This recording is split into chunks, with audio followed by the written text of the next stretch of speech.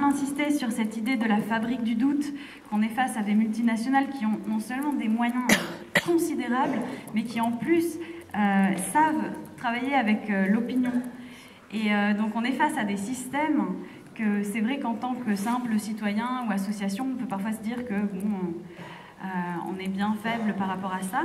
Mais Marie-Monique a beaucoup insisté sur cette idée que effectivement nous avons tous un rôle à jouer là-dedans et que le rôle de lanceur d'alerte que pas tout le monde peut avoir peut être relayé et que ce rôle de relais de chaque citoyen et des associations est vraiment primordial par rapport à ce qui arrive parce qu'on n'a plus le temps.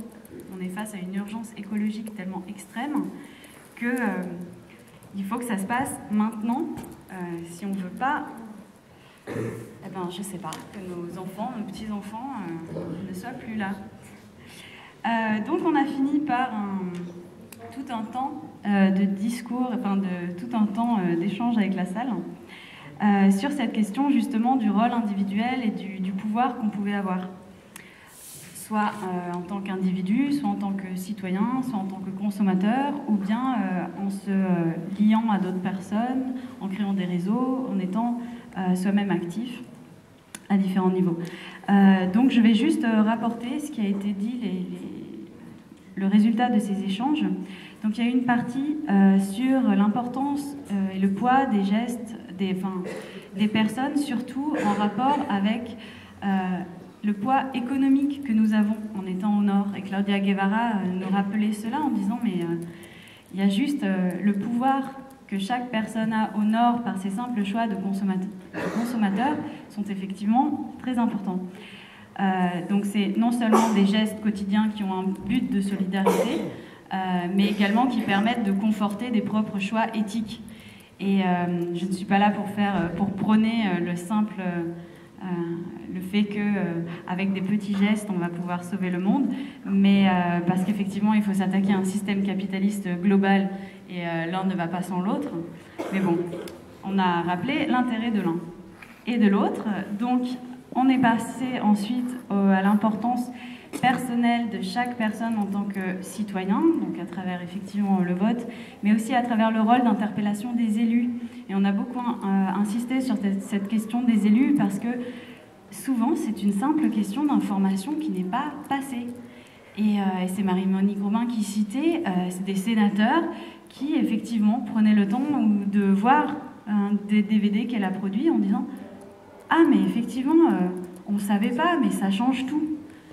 Par exemple, au sein du Parti communiste, qui d'un coup se retrouve confronté face à une certaine image du progrès, qui est normalement prônée par ce parti, et qui là se retrouvait en disant « Ah, mais finalement non, ça change tout par rapport à ce qu'on pense par rapport aux OGM ». Donc l'importance de ce rôle de chaque personne finalement, et non seulement des groupes ou des associations qui ont cela comme but, mais le pouvoir individuel de chacun d'aller interpeller ses élus, ses propres élus. Voilà. Importance ensuite, on a discuté du fait qu'il était difficile souvent de sortir d'un certain réseau écologique où on croise les mêmes personnes qui sont souvent déjà convaincues et qu'on a du mal à sortir un peu de ce cercle restreint.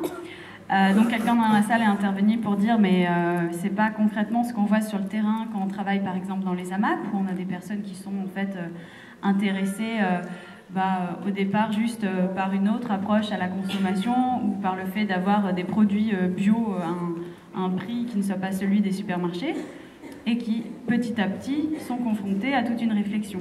Donc l'importance de la création de ce genre d'outils qui puissent fédérer une série de personnes qui en théorie ne sont pas forcément sensibilisés à ces questions. Et on a également insisté sur l'importance du rôle non seulement des lanceurs d'alerte, mais de tous ceux qui peuvent relayer une contre-information, que ce soit des journalistes engagés, que ce soit même des personnes en organisant de la diffusion de films, en organisant des projections dans les villages, dans les villes, etc.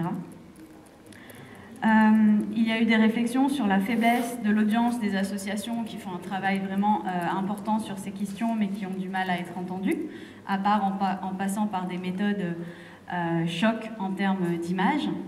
Donc réflexion sur cette histoire d'image, comment toucher les médias, comment rentrer dans un système médiatique qui est très fermé, très contrôlé.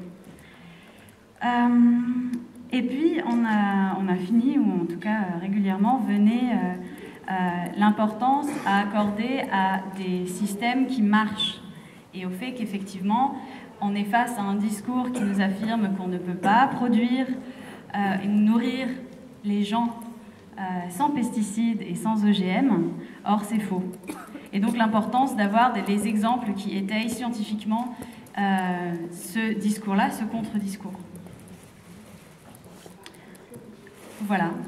Et donc je conclus avec cela le rapport de notre table ronde.